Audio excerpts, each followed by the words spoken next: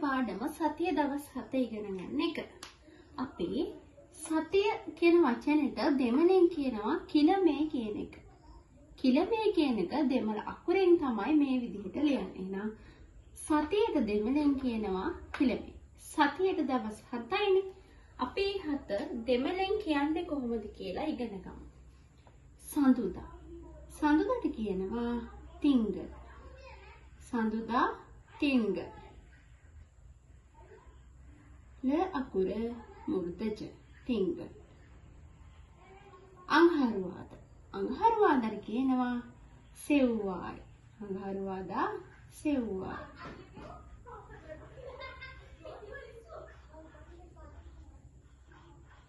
හරි. ඊළඟ එක බදාදා. බදාදාට කියනවා පුදල්. බදාදා පුදල්.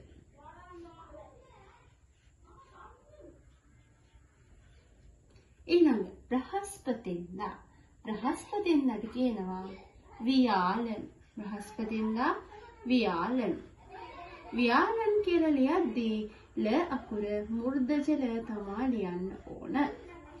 වියාලන්. ඊට පස්සේ සිකුරාදා. සිකුරාදා අපි දෙමළෙන් කියනවා වෙල්ලි. සිකුරාදා වෙල්ලි. වෙල්ලි කියලා ලියද්දී අල්ලයන්ත් මුර්ධජ ලී අකුරත් මුර්ධජ. හරි. ඊට පස්සේ ලේසියෙන්ම මතක තියාගන්න පුළුවන් සෙනසුරාදා. සෙනසුරාදාට අපි දෙමළෙන් කියනවා සනි. සෙනසුරාදා සනි.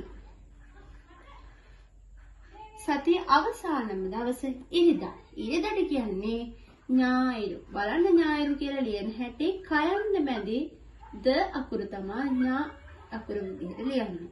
එහෙනම් ඉරිදා ඥායිරු.